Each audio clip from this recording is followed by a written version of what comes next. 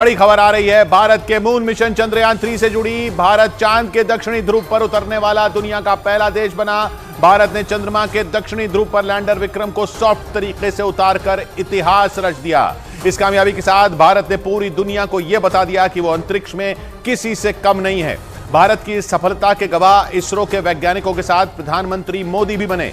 दक्षिणी ध्रुव पर सुरक्षित लैंडिंग के बाद लैंडर विक्रम ने चांद की पहली तस्वीर भेजी, जिसमें चांद की सतह ऊबड़ खाबड़ दिखाई दे रही है। दक्षिणी ध्रुव चांद का वो हिस्सा है जो रहस्यों और चुनौतियों से भरा है। वहां बड़े बड़े गड्ढे, ऊंचे ऊंचे पहाड़ हैं, लेकिन सारी चुनौतियों को पार करते हुए चंद्रयान-3 के लैंडर विक्रम ने चांद के दक्षिणी ध्रुव पर कदम रखकर इतिहास रच दिया। लैंडर विक्रम के चांद पर उतरने के साथ ही भारत चंद्रमा के दक्षिणी ध्रुव पर लैंड करने वाला दुनिया का पहला देश बन गया।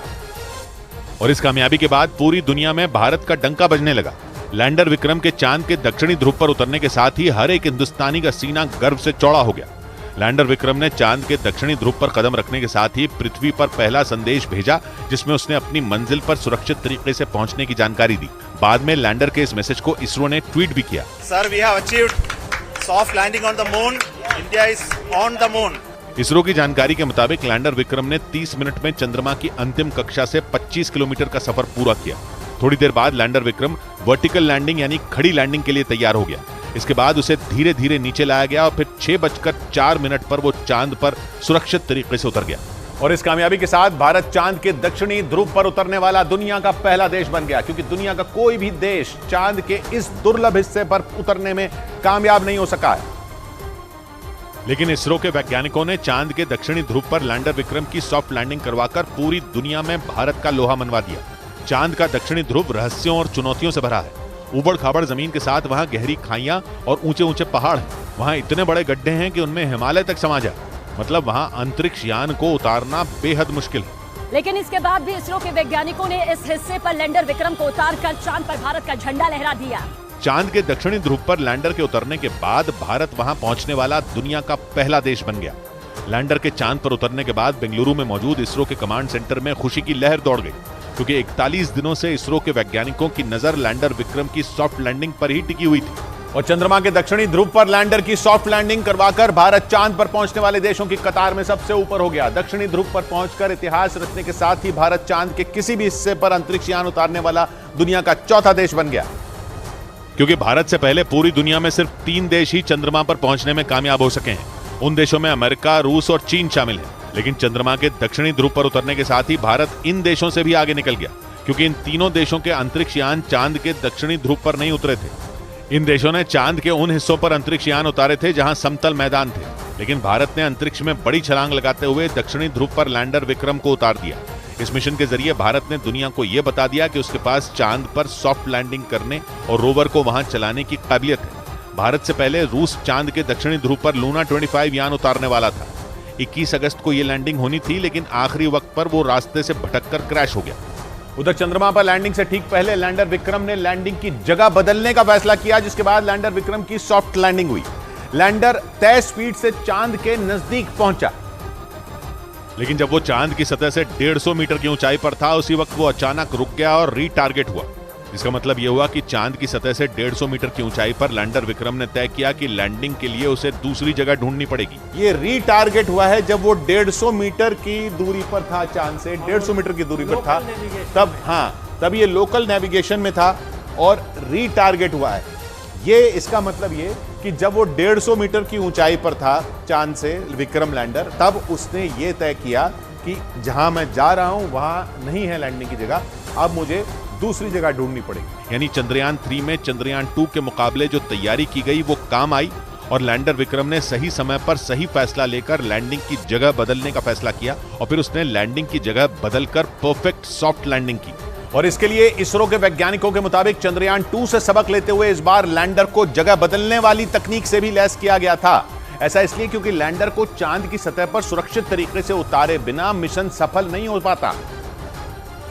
और इसीलिए इसरो के वैज्ञानिकों ने लैंडर विक्रम को ऐसी तकनीक से लैस किया जिससे वो चांद की सतह पर उतरने के दौरान सही जगह का चयन कर सके, क्योंकि लैंडर के लिए सबसे जरूरी है समतल जगह, ऐसी जगह जहां लैंडर सही तरीके से उतर सके। वैज्ञानिकों के मुताबिक पिछली बार जो लैंडर भेजा गया था उसमें चांद पर उतरने के लिए जगह के चयन का विकल्प नहीं था।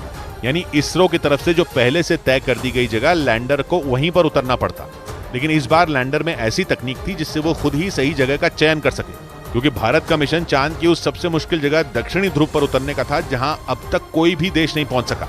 और इसीलिए भारत की यह कामयाबी बहुत बड़ी कामयाबी है, क्योंकि भारत ने चांद के दक्षिणी ध्रुव पर पहली बार पहुंचकर इतिहास रच दिया।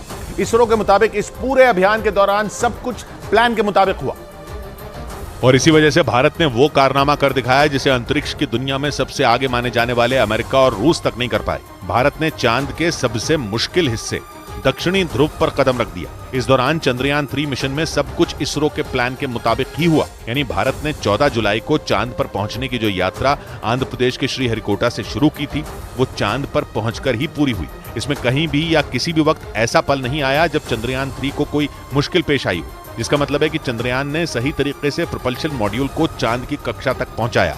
इसके बाद प्रोपल्शन मॉड्यूल से लैंडर के अलग होने में भी कोई परेशानी नहीं हुई और फिर लैंडर के चांद की कक्षा में चक्कर लगाने के बाद दक्षिणी ध्रुव पर उतरने तक सब कुछ इसरो के प्लान के तहत ही हुआ।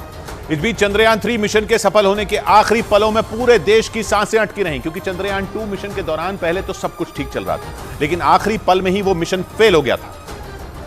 और इसी वजह से इस बार चांद पर लैंडर के उतरने के आखिरी पलों में पूरे देश की धड़कनें बढ़ गईं, क्योंकि 2019 में चंद्रयान 2 के लैंडर का संपर्क आखिरी 15 मिनट के दौरान ही टूट गया था और उस वक्त इसरो ने मिशन की नाकामी को 15 मिनट का आतंक बताया था। एक रिपोर्ट के मुताबिक 2019 में चंद्रयान 2 का लैंडर चंद्रमा की सतह पर करीब 2 किलोमीटर की ऊंचाई तक पहुंच गया था। वहां तक तो सब कुछ ठीक रहा, लेकिन इसके बाद एक छोटी सी तकनीकी गड़बड़ी की वजह से लैंडर क्रैश हो गया था। ये सब कुछ आखिरी के 15 मिनटों में हुआ था। इसीलिए इसरो ने इस बार पिछली गलती से सबक लेते हुए हर छोटी से छोटी चीज का भी ध्यान रखा। इसरो ने चंद्रयान 3 के लैंडर को क्रैश होने से बचाने के लिए तमाम इंतजाम किए। हालांकि इसकी नौबत नहीं आई और लैंडर विक्रम ने तय वक्त पर चांद पर सुरक्षित उतरकर सबसे बड़े मकाम को हासिल कर लिया। लेकिन तमाम चुनौतियों को पार करते हुए भारत का चंद्रयान 3 चांद पर पहुंच गया, वो भी चांद के उस हिस्से पर जहां आज तक दुनिया का कोई भी देश नहीं पहुंच सका। 14 जुलाई को आंध्र प्रदेश के श्रीहरिकोटा से लॉन्च होने के 41 दिन बाद चंद्रयान ने चांद पर फतह पा ली और इसी के साथ इतिहास के पन्नों में भारत और इसरो के वैज्ञानिकों का नाम दर्ज हो गया, क्योंकि पृथ्वी से करीब 3,84,400 किलोमीटर का सफर तय करने के बाद चंद्रयान 3 चांद की सतह पर सफलता से उतर गया। इसरो की यह ऐतिहासिक कामयाबी कई मायनों में खास है, क्योंकि किसी भी देश के मून मिशन में आने वाले खर्च के मामले में भी भारत ने रिकॉर्ड कायम कर दिया। इसरो के मुताबिक चंद्रयान का बजट सिर्फ 615 करोड़ रुपए है, जबकि 63 साल पहले अमेरिका ने अपने मिशन मून पर भारत की तुलना में करीब 3000 गुना ज्यादा पैसे खर्च किए थे। वहीं पिछले हफ्ते क्रैश हुए रूस के लूना 25 का बजट करीब 1600 करोड़ रुपए बताया गया। यानी रूस और अमेरिका की तुलना में भारत के चंद्रयान 3 ने सबसे कम खर्च में सफल होकर इतिहास रच दिया। इस बीच चंद्रयान 3 मिशन को सफल बनाने के लिए इसरो के वैज्ञानिकों ने पल पल पर नजर बनाए रखी। इसी वजह से भारत ने पहली बार चांद के दक्षिणी ध्रुव पर कदम रखा, जिसका सपना अमेरिका, रूस और चीन समेत दुनिया के कई देश देख रहे थे। लेकिन चांद के दक्षिणी ध्रुव पर पहुंचकर भारत इन सभी देशों से काफी आगे निकल गया। इस मिशन को सफल बनाने के लिए इसरो के वैज्ञानिकों ने पल पल पर अपनी नजर बनाए रखी। खासकर लैंडर विक्रम के चांद की सतह पर उतरने के आखिरी पड़ाव पर वैज्ञानिकों ने अपनी पूरी ताकत लगा दी। उन्होंने बिल्कुल सही समय पर लैंडर विक्रम को चांद की सतह पर लैंड कराने की कमांड दी। मिशन के पूरा होने के लिए ये सबसे अहम पड़ाव था, क्योंकि सही वक्त पर कमांड मिलने पर ही लैंडर विक्रम चांद की कक्षा से उसकी सतह पर उतरने के लिए नीचे आया। ये बेहद जटिल प्रक्रिया थी, जिसे इसरो के वैज्ञानिकों ने पूरी तरह सफल बना दिया। और उम्मीद के मुताबिक चंद्रयान 3 चांद की सतह पर सफलता से उतर गया, जिसके बाद अब बारी 6 पहियों वाले रोवर प्रज्ञान की है, जो चांद पर अगले 14 दिनों तक पानी की खोज करने के साथ दुर्लभ खनिजों का भी पता लगाएगा। क्योंकि इसमें लगे नेविगेशनल कैमरे और सेंसर चांद की सतह की हर तस्वीर और जानकारी विक्रम लैंडर को देंगे, जिसे विक्रम लैंडर सीधा इसरो को भेजेगा। ये वो डेटा होगा जिससे चांद के दक्षिणी ध्रुव से जुड़े रहस्यों को सुलझाया जा सकेगा। चंद्रयान 3 मिशन की कामयाबी पूरी तरह रोवर प्रज्ञान के 14 दिनों के काम पर निर्भर होगी। इस दौरान जैसे जैसे प्रज्ञान चांद की सतह पर आगे बढ़ेगा, भारत की पहचान चांद की सतह पर दर्ज होती जाएगी। क्योंकि रोवर के पहियों से राष्ट्रीय चिन्ह, अशोक स्तंभ और इसरो के लोगों की छाप चांद पर पड़ती जाएगी। अगले 14 दिन के दौरान प्रज्ञान एक सोलर पैनल के जरिए खुद ही चार्ज होगा, जो 50 वॉट तक बिजली बना सकता है। मतलब ये कि अपना काम करने के लिए जरूरी बिजली भी प्रज्ञान खुद ही बनाएगा। यही नहीं, रोवर प्रज्ञान चंद्रमा के उन रहस्यों से भी पर्दा उठाएगा जिनसे दुनिया अब तक अनजान रही, क्योंकि भारत के चंद्रयान 3 का रोवर चांद के उस हिस्से में पहुंच गया जहां दुनिया का कोई भी देश नहीं पहुंच सका। चांद की सतह की मिट्टी का सैंपल लेने, बर्फ का पता लगाने, वहां के मौसम का हाल जानने में रोवर प्रज्ञान पूरी तरह सक्षम बताया गया। क्योंकि इसरो के वैज्ञानिकों के मुताबिक रोवर प्रज्ञान को बेहद आधुनिक बनाया गया है। उसमें ऐसी तकनीक है कि वो सिर्फ तस्वीरें खींचने वाला कोई कैमरा पर्सन नहीं है, बल्कि खुद रिसर्च करने वाला एक वैज्ञानिक भी है।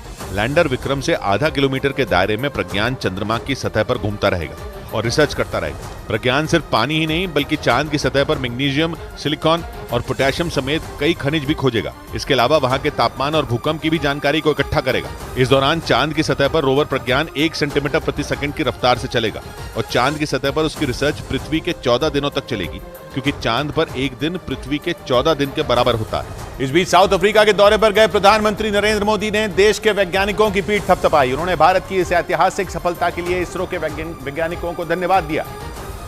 और प्रधानमंत्री नरेंद्र मोदी ने चांद पर कही जाने वाली पुरानी कहावत को अपने शब्दों में दोहराया। चंदा मामा बहुत दूर के हैं, चंदा मामा बहुत दूर के हैं, अब एक दिन वो भी आएगा जब बच्चे कहा करेंगे चंदा मामा बस एक टूर के हैं। उन्होंने वैज्ञानिकों की तारीफ करते हुए बताया कि धरती पर लिया संकल्प भारत के वैज्ञानिकों ने साकार कर दिया। अंतरिक्ष में हिंदुस्तान की सबसे बड़ी छलांग के मौके पर प्रधानमंत्री मोदी वीडियो कॉन्फ्रेंसिंग के जरिए दक्षिण अफ्रीका से लगातार इसरो की टीम से जुड़े रहे। इस दौरान उन्होंने लैंडर के चांद पर उतरने की पूरी प्रक्रिया को जोहानिसबर्ग में बैठकर देखा और जैसे ही लैंडर विक्रम ने चांद की जमीन को छुआ, प्रधानमंत्री ने भी हाथ में तिरंगा लेकर भारत की इस कामयाबी का जश्न मनाया। और इसके साथ ही उन्होंने चंद्रयान 3 की कामयाब लैंडिंग के तुरंत बाद इसरो के चीफ एस सोमनाथ को फोन कर बधाई दी। इस दौरान पीएम ने जल्द ही इसरो मुख्यालय पहुंचकर उनकी टीम से मिलने का भरोसा भी दिया। और इस दौरान प्रधानमंत्री काफी खुश दिखाई दिए। लैंडर के चांद की सतह पर उतरने के बाद इसरो चीफ स्टेज पर आकर वैज्ञानिकों की हौसला अफजाई कर रहे थे। उसी वक्त उनके पास दक्षिण अफ्रीका से प्रधानमंत्री का फोन आ गया। आपको, आपकी पूरी टीम को बहुत बहुत बधाई। जल्दी मैं आप सबको रूबरू में भी बधाई दूंगा। इसरो चीफ एस सोमनाथ ने भी प्रधानमंत्री की तारीफ की। Congratulate all of us and said that we would like to come and personally congratulate each one of us. प्रधानमंत्री ने इसरो चीफ को यह भरोसा भी दिया कि अंतरिक्ष में भारत के कदम अब और तेजी से बढ़ेंगे। उधर इसरो के वैज्ञानिकों के मुताबिक चंद्रयान 3 मिशन के तहत लैंडर विक्रम को चांद की सतह पर उतारने के लिए 20 जगहों का चयन किया गया था। चांद पर पहुंचने के किसी भी मिशन में लैंडर को सुरक्षित तरीके से उतारना ही सबसे बड़ी चुनौती होती है, क्योंकि जरा सी चूक या कोई भी गलती पूरी मेहनत पर पानी फेर देती है। चंद्रयान 2 मिशन के साथ ऐसा ही हुआ था, जब लैंडर चांद की कक्षा में तो पहुंच गया था, लेकिन लैंडिंग के वक्त वो क्रैश हो गया। इसरो के वैज्ञानिकों के मुताबिक इसी वजह से इस बार 1-2 नहीं बल्कि 20 जगहों का चयन पहले से ही कर लिया गया। दावा है कि इस काम में चंद्रयान 2 के ऑर्बिटर ने बड़ी भूमिका निभाई, जो 4 साल बीतने के बाद भी चांद के चक्कर लगा रहा है। उसमें लगे कैमरों ने चांद के दक्षिणी ध्रुव की कई तस्वीरें भेजी। इसके अलावा अमेरिकी स्पेस एजेंसी नासा ने भी सही लैंडिंग के लिए दक्षिणी ध्रुव की कुछ तस्वीरें इसरो तक पहुंचाई, जिनके आधार पर वैज्ञानिकों ने 20 में एक ऐसी जगह का चयन किया जो लैंडिंग के हिसाब से सबसे सटीक हो। इधर भारतीय स्पेस एजेंसी इसरो के मुताबिक लैंडर विक्रम के चांद पर उतरने वाली जगह का चयन कई बातों को ध्यान में रखकर किया गया था। चांद पर सही तरीके से लैंडिंग कराकर ही किसी भी मिशन को सफल बनाया जा सकता है, जिसके लिए सबसे जरूरी है समतल जगह, यानी ऐसी जगह जहां अगर लैंडर को उतारा जाए तो वो क्रैश ना हो। चंद्रयान 2 मिशन में यही गलती हुई थी। उस वक्त तकनीकी गड़बड़ी से सॉफ्ट के बजाय लैंडर की हार्ड लैंडिंग हो गई थी, जिससे लैंडर ने काम करना बंद कर दिया था। इसे ऐसे समझिए कि लैंडर को चांद की कक्षा से उसकी सतह पर सही तरीके से उतारने की कोशिश की जाती है, ताकि लैंडर से रोवर को बाहर निकलने में कोई परेशानी न हो। इसरो के मुताबिक 2019 के उस मिशन में लैंडर को चांद पर उतारने के लिए आधा किलोमीटर की लंबाई चौड़ाई वाले दायरे का चयन किया गया था, जबकि इस बार लैंडिंग के लिए वैज्ञानिकों ने 4 किलोमीटर की लंबाई और लगभग 2.5 किलोमीटर की चौड़ाई वाले सुरक्षित इलाके का चयन किया, जिसमें न तो कोई गड्ढा है और न ही ऐसा हिस्सा जहां सूरज की रोशनी न पहुंचती हो, क्योंकि रोवर प्रज्ञान वहां सूरज की रोशनी से ही काम करेगा। उधर भारत की स्पेस एजेंसी इसरो के अलावा भी दुनिया की कई स्पेस एजेंसियां चांद पर भविष्य की तलाश में जुटी हैं। चांद की सतह पर अब तक सिर्फ भारत, अमेरिका, रूस और चीन ने ही सॉफ्ट लैंडिंग कराने में सफलता पाई है। लेकिन इन देशों के अलावा कई दूसरे देश भी इस रेस में मौजूद हैं, जो चांद पर पहुंचने के लिए अपनी पूरी ताकत लगा रहे हैं। अंतरिक्ष विशेषज्ञों का दावा है कि पृथ्वी और ब्रह्मांड के रहस्यों को जानने के लिए चांद पर पहुंचना बहुत जरूरी है। अमेरिकी स्पेस एजेंसी नासा के मुताबिक चांद पर पहुंचकर ही इंसान सौर मंडल के दूसरे हिस्सों और उससे आगे का पता लगा पाएगा। यही नहीं, चांद पर पानी की मौजूदगी और इंसानों के रहने के लिए वातावरण है या नहीं, इसकी भी जानकारी वहां पहुंचने के बाद ही मिल सकेगी। इसलिए कई देश चांद पर पहुंचने की होड़ में हैं। हालांकि वहां तक अब तक सिर्फ अमेरिका ही इंसान को भेज पाया है। 1969 में अमेरिका के अपोलो मिशन के जरिए नील आर्मस्ट्रांग ने चांद पर पहला कदम रखा था। इधर भारत ने चांद के जिस हिस्से दक्षिणी ध्रुव में कदम रखा वहां अब तक कोई भी देश नहीं पहुंच सका। इसे चांद पर सबसे मुश्किल जगह भी माना जाता है, क्योंकि चांद का दक्षिणी ध्रुव बेहद ऊबड़ खाबड़ है। वैज्ञानिकों के मुताबिक चांद के दक्षिणी ध्रुव पर कई ज्वालामुखी हैं, कई किलोमीटर तक फैले बड़े और गहरे गड्ढे हैं। वहां पर चुनौती यहीं खत्म नहीं होती, क्योंकि वैज्ञानिकों का मानना है कि दक्षिणी ध्रुव पर सूर्य की रोशनी बेहद कम पड़ती है। इसी वजह से वहां अब तक कोई भी देश नहीं पहुंच सका। लेकिन भारत के चंद्रयान 3 मिशन ने पहली बार वहां उतरकर इतिहास रच दिया। लैंडर विक्रम ने सभी चुनौतियों को पार करते हुए चांद के दक्षिणी ध्रुव पर सॉफ्ट लैंडिंग की। अमेरिकी स्पेस एजेंसी नासा के मुताबिक चांद के दक्षिणी ध्रुव पर न सिर्फ बर्फ के रूप में पानी हो सकता है, बल्कि कई तरह के खनिज भी हो सकते हैं। इसी वजह से कई देशों ने वहां तक पहुंचने का सपना देखा, जिसे सिर्फ भारत ही पूरा कर पाया। लेकिन चांद तक पहुंचने के लिए चंद्रयान 3 कई अहम पड़ावों से होकर गुजरा। आंध्र प्रदेश के श्रीहरिकोटा से शुरू हुआ चंद्रयान 3 का सफर कई मायनों में बेहद अहम था। इसरो के वैज्ञानिकों ने मेहनत और सटीक प्लानिंग के दम पर चंद्रयान 2 की नाकामी के 4 साल के अंदर ही चंद्रयान 3 को चांद तक पहुंचा दिया। हालांकि करीब 41 दिनों के सफर के दौरान वैज्ञानिकों ने फूंक फूंक कर कदम रखे। 14 जुलाई की दोपहर 2:35 पर LVM-3 रॉकेट से चंद्रयान 3 को लॉन्च किया गया था। 1 अगस्त को चंद्रयान 3 पृथ्वी की कक्षा से निकलकर सफलतापूर्वक चांद की कक्षा में पहुंचा। 9 अगस्त को इसरो के कंट्रोल रूम से वैज्ञानिकों ने इसकी स्पीड कम की और चांद की तीसरी कक्षा में प्रवेश करवाया। 17 अगस्त को लैंडिंग मॉड्यूल को इसके प्रोपल्शन मॉड्यूल से अलग कर दिया गया। इसी लैंडिंग मॉड्यूल में प्रज्ञान रोवर और विक्रम लैंडर शामिल हैं।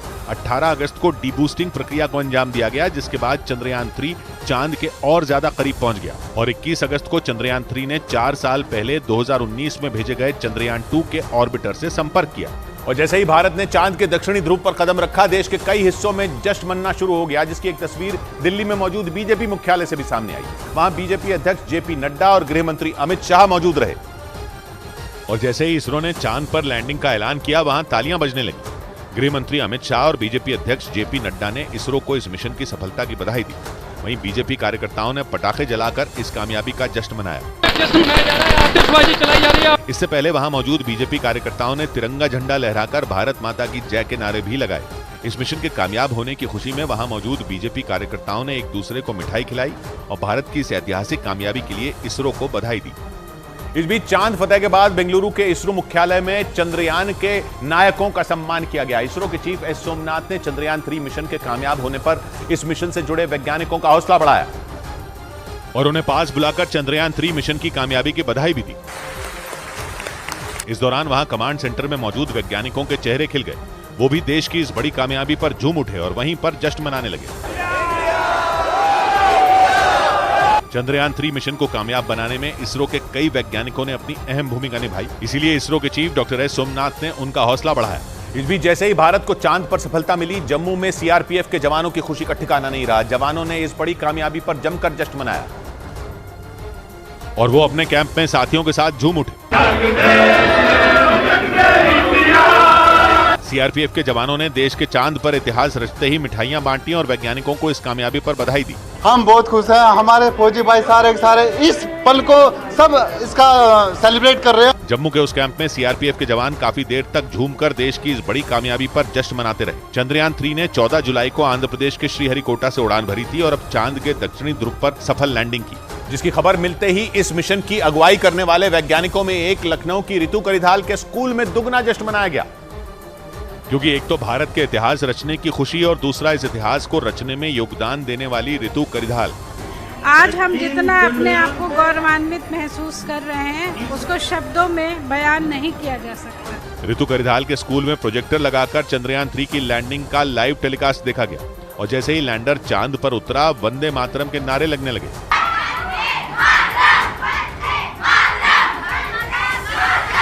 ऐसा ही नजारा देश के लगभग हर दूसरे स्कूल में देखने को मिला। भोपाल से सामने आई तस्वीरों में वहां के भी एक स्कूल में छात्र और टीचर चंद्रयान 3 की कामयाबी पर तिरंगा फहराते और भारत की जीत के नारे लगाते दिखे। और जोरदार जश्न की ऐसी ही कुछ तस्वीरें राजस्थान की राजधानी जयपुर से भी सामने आई। वहां ढोल बजाकर चंद्रयान 3 की सफलता का जश्न मनाया गया। भारत के चांद फतेह करते ही वहां मौजूद लोग एक दूसरे को बधाई देते नजर आए और हाथों में तिरंगा लेकर सड़क पर लोग झूमते दिखाई दिए, क्योंकि देश को चंद्रयान 3 की कामयाबी मिलने पर हर तरफ लोग जश्न में डूब गए।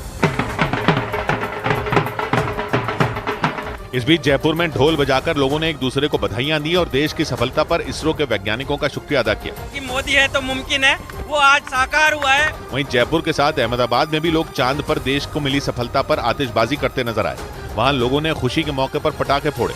साथ ही इस कामयाबी के लिए देश के वैज्ञानिकों और प्रधानमंत्री नरेंद्र मोदी का शुक्रिया अदा किया, क्योंकि वहां से जो तस्वीरें सामने आई उनमें पीएम मोदी और वैज्ञानिकों की एक तस्वीर के सामने लोग जश्न मनाते दिखे। वहीं चंद्रयान की कामयाबी के पीछे पिछली नाकामी से मिले सबक को बड़ी वजह माना जा रहा है। चंद्रयान 3 ने 14 जुलाई को चांद की तरफ अपनी यात्रा शुरू की थी, जिसमें पिछली बार की तरह इस बार भी रॉकेट, लैंडर और रोवर का इस्तेमाल किया गया। लेकिन इस मिशन के लिए इसरो ने इस बार ऑर्बिटर की जगह प्रोपल्शन मॉड्यूल का इस्तेमाल किया, जबकि चंद्रयान 2 में इसकी जगह ऑर्बिटर लगाया गया था। और इसरो की तरफ से दी गई जानकारी के मुताबिक चंद्रयान 3 मिशन को 4 हिस्सों में बांटा गया है। पहला हिस्सा LVM M3 M4 रॉकेट है, जिसने चंद्रयान 3 को लॉन्च होने के 16 मिनट के बाद सटीक तरीके से पृथ्वी की कक्षा में छोड़ दिया था। चंद्रयान 3 में एक लैंडर, एक रोवर और एक प्रोपल्शन मॉड्यूल लगा था, जिसका वजन करीब 3900 किलो था। मिशन का दूसरा हिस्सा प्रोपल्शन मॉड्यूल है, जो लैंडर और रोवर को पृथ्वी की कक्षा से चंद्रमा की कक्षा तक ले गया। इसी तरह चंद्रयान 3 का तीसरा हिस्सा लैंडर विक्रम है, जो 1726 किलो का है और एक बार चांद पर लैंड करने के बाद उसकी उम्र पृथ्वी के 14 दिनों के बराबर है। जबकि चंद्रयान 3 का चौथा हिस्सा रोवर प्रज्ञान है, जिसे चांद पर पानी के साथ दूसरी चीजों की खोज के लिए बनाया गया है। और इसरो के वैज्ञानिकों के मुताबिक चांद का दक्षिणी ध्रुव रहस्यों और मुश्किलों से भरा है। ये जगह चांद के उस हिस्से की तुलना में काफी अलग और रहस्यमयी है, जहां अब तक दुनिया भर के देशों की ओर से स्पेस मिशन भेजे गए हैं। इसी वजह से भारत को छोड़कर दुनिया का कोई भी मुल्क चांद के इस हिस्से पर सॉफ्ट लैंडिंग करने में कामयाब नहीं हो सका, जिसकी वजह चांद के दक्षिणी ध्रुव की भौगोलिक संरचना है।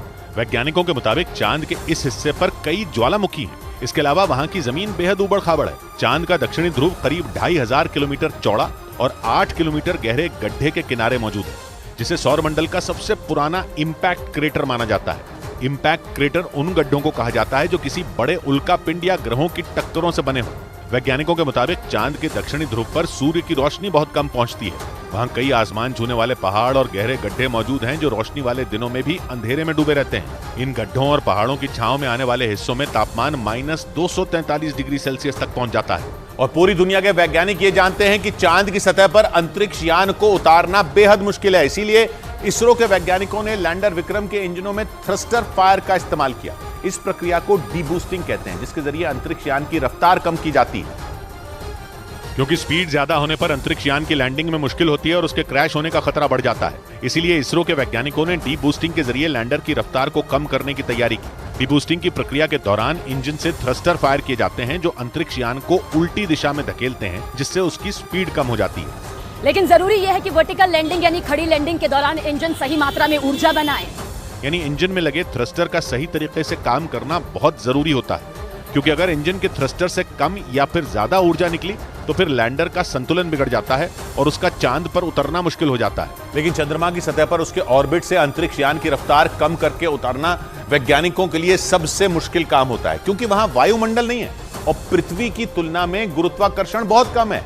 छठा हिस्सा, जिससे चंद्रमा पर अंतरिक्ष यान को उतारना धरती जितना आसान नहीं है, क्योंकि वैज्ञानिकों के मुताबिक वहां पर वायुमंडल नहीं होने की वजह से घर्षण की प्रक्रिया नहीं होती। इसके अलावा चंद्रमा पर पृथ्वी की तुलना में गुरुत्वाकर्षण बहुत कम है, जिससे अंतरिक्ष यान को उतारने में कई तरह की मुसीबतें आती हैं। वैज्ञानिकों के मुताबिक लैंडर के चांद के गुरुत्वाकर्षण में आने के बाद वो तेजी से गिरने लगता है, तब उसकी रफ्तार काफी ज्यादा होती है। इसलिए लैंडर की रफ्तार कम करने के लिए थ्रस्टर फायर किए जाते हैं। इस दौरान पृथ्वी से लैंडर तक एक रेडियो सिग्नल भेजा जाता है, जिसे पहुंचने में करीब 1.3 सेकंड का समय लगता है। उसी सिग्नल को दोबारा जमीन तक आने में उतना ही वक्त लगता है। मतलब ये कि कई 100 किलोमीटर प्रति घंटे की रफ्तार से चंद्रमा पर गिरने वाले लैंडर को कंट्रोल करने के लिए सिर्फ 2.5 सेकंड का समय मिलता है। और इसरो के वैज्ञानिकों ने मिशन के लिए इस बार चंद्रयान 3 के लैंडर विक्रम में ज्यादा ईंधन को ले जाने का इंतजाम किया, जिसके लिए लैंडर में 5 की जगह 4 इंजन ही इस्तेमाल किए गए और 5वें इंजन की जगह ज्यादा ईंधन रखने की जगह बनाई गई। जबकि 4 साल पहले चंद्रयान 2 के लैंडर में 5 इंजन का इस्तेमाल किया गया था। इसरो के मुताबिक चंद्रयान 2 का लैंडर चांद की सतह से सिर्फ 2 किलोमीटर दूर था और उसी दौरान उसका संपर्क कंट्रोल रूम से टूट गया था, जिससे मिशन फेल हो गया था। इसरो की एक रिपोर्ट के मुताबिक चंद्रयान 2 के लैंडर में 5 इंजन लगाए गए थे, जिनका इस्तेमाल यान की रफ्तार कम करने के लिए किया गया था। लेकिन उन इंजनों ने जरूरत से ज्यादा ऊर्जा पैदा कर दी थी, जिससे अंतरिक्ष यान का संतुलन बिगड़ गया था। लेकिन इस बार पिछली गलतियों से सबक लेते हुए इसरो ने लैंडर विक्रम से एक इंजन ही हटा दिया और उसकी जगह ईंधन रखने की जगह बना दी। इसके अलावा इसरो ने लैंडर में मजबूत पैर लगाए ताकि लैंडर झटके को सहन कर पाए। इधर मिशन चंद्रयान 3 के सफल होने के बाद भारत में पिछले कुछ सालों में स्पेस सेक्टर में आए सुधारों की चर्चा होने लगी, क्योंकि पिछले 9 साल में केंद्र सरकार ने भारत में स्पेस सेक्टर को नई ऊंचाइयों पर ले जाने वाले कई फैसले किए और इस क्षेत्र में इसरो के साथ ही प्राइवेट सेक्टर को भी बढ़ावा दिया। और भारत के चंद्रयान मिशन की सफलता को इसी का हिस्सा माना गया, क्योंकि केंद्र सरकार ने स्पेस सेंटर में सुधार के लिए 4 बातों पर ध्यान दिया। पहला, प्राइवेट सेक्टर को काम करने की आजादी दी गई। दूसरा, सरकार ने स्पेस सेक्टर में काम करने वालों का हौसला बढ़ाया।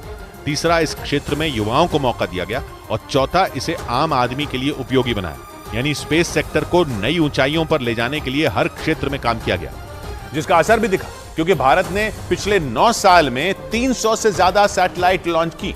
यही नहीं, साल दर साल सैटेलाइट लॉन्च करने की संख्या भी बढ़ती गई, जिसे स्पेस सेक्टर में प्रधानमंत्री की नीतियों की सफलता माना गया, जिसकी शुरुआत 2014 में भारत के मंगल मिशन की सफलता से हुई, क्योंकि इस मिशन के साथ ही भारत दुनिया का पहला ऐसा देश बन गया था जो एक ही बार में सीधे मंगल ग्रह तक पहुंचा था।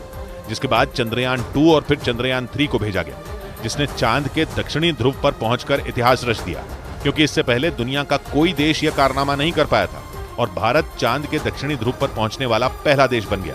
और मंगल मिशन के बाद भारत के मून मिशन ने भी दुनिया में अपना लोहा मनवाया। यानी भारत ने स्पेस सेक्टर में एक बार फिर अपनी ताकत का एहसास दिलाया और केंद्र सरकार के स्पेस सेक्टर में लाए गए बदलावों की दिशा में मील का पत्थर साबित हुआ।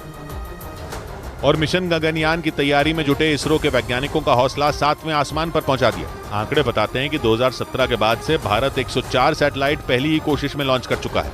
यही नहीं, पिछले 9 साल में भारत ने 389 विदेशी सैटेलाइट लॉन्च की, जिनसे 3000 करोड़ रुपए से ज्यादा की कमाई हुई। यही नहीं, प्रधानमंत्री की पहल पर 2019 में इसरो को आर्थिक तौर पर मजबूत करने के लिए न्यू स्पेस इंडिया लिमिटेड नाम की संस्था भी बनाई गई। यही नहीं, भारत ने चांद पर इंसानों और रोबोट से जुड़े मिशन के लिए अमेरिकी स्पेस एजेंसी नासा के साथ मिलकर आगे बढ़ने का फैसला लिया, जिसमें भारत का चंद्रयान 3 अहम भूमिका निभा सकता है, क्योंकि लैंडर विक्रम से निकला रोवर प्रज्ञान चंद्रमा के दक्षिणी ध्रुव से ऐसी जानकारी भेजेगा जो दुनिया के सामने पहले कभी नहीं आई। और इसरो और नासा दोनों उन जानकारियों का इस्तेमाल करके इंसानों और रोबोट को चांद पर भेजने के मिशन में इस्तेमाल करेंगे। यही नहीं, दोनों स्पेस एजेंसियों ने अर्थ ऑब्जर्विंग मिशन के लिए करीब 470 करोड़ रुपए की NASA ISRO synthetic aperture radar नाम की एक सैटेलाइट भी बनाई। यानी पिछले 9 साल में भारत ने साल दर साल अंतरिक्ष में अपने कदम मजबूत किए, जिसमें चंद्रयान 3 ने 4 चांद लगा दिए, क्योंकि चांद के दक्षिणी ध्रुव पर पहुंचने वाला भारत पहला देश बन गया। उधर भारत के चंद्रयान 3 के बाद जापान भी अपना स्पेसक्राफ्ट चांद पर भेजने वाला है। 26 अगस्त को भारतीय समय के मुताबिक सुबह करीब 6 बजे जापान की स्पेस एजेंसी स्मार्ट लैंडर को H2A रॉकेट के जरिए लॉन्च करेगी, जो चांद की सतह पर उतरकर उसके रहस्यों के बारे में जानकारी जुटाने की कोशिश करेगा। जापान की स्पेस एजेंसी जैक्सा यानी जापान एरोस्पेस एक्सप्लोरेशन एजेंसी के मुताबिक उनका पहला लक्ष्य स्लिम यानी smart lander for investigating moon को चांद की सतह पर सॉफ्ट लैंडिंग कराने का होगा। स्मार्ट लैंडर या स्लिम अपने नाम की ही तरह छोटा और हल्का रोबोटिक लैंडर है, लेकिन इसका मुख्य उद्देश्य चांद पर सटीक लैंडिंग की तकनीक की तलाश करना है। जापान के वैज्ञानिकों ने इसे चांद पर पहले से तय किए गए टारगेट पॉइंट पर उतारने की प्लानिंग की है। जापान के वैज्ञानिकों ने दावा किया कि अगर इस लैंडर को कामयाबी मिलती है तो भविष्य में दूसरे ग्रहों पर भी तय जगहों पर सॉफ्ट लैंडिंग आसान हो जाएगी। इधर भारत की स्पेस एजेंसी इसरो के मिशन चंद्रयान में तमिलनाडु की मिट्टी का अहम योगदान रहा। वैज्ञानिकों का दावा है कि तमिलनाडु के नामक्कल जिले की मिट्टी चांद के दक्षिणी ध्रुव की मिट्टी से मिलती जुलती है, जिसकी वजह से इसरो के वैज्ञानिक कई साल से चंद्रयान के लैंडर मॉड्यूल की ताकत की जांच के लिए इस मिट्टी का इस्तेमाल करते हैं। वैज्ञानिकों के मुताबिक चांद के दक्षिणी ध्रुव की सतह पर एनॉर्थोसाइट मिट्टी मौजूद है और वैसी ही मिट्टी तमिलनाडु की राजधानी चेन्नई से 400 किलोमीटर दूर नामक्कल जिले की भी है। नामक्कल के सीतमपुंडी और कुन्नमलाई गांव से 50 टन मिट्टी इसरो को भेजी गई थी। मिशन चंद्रयान के लिए साल 2012 से ही इसरो नामक्कल जिले की मिट्टी का इस्तेमाल कर रहा है। 2019 में चंद्रयान 2 के लैंडर की सॉफ्ट लैंडिंग की टेस्टिंग के लिए भी यहां से मिट्टी भेजी गई थी।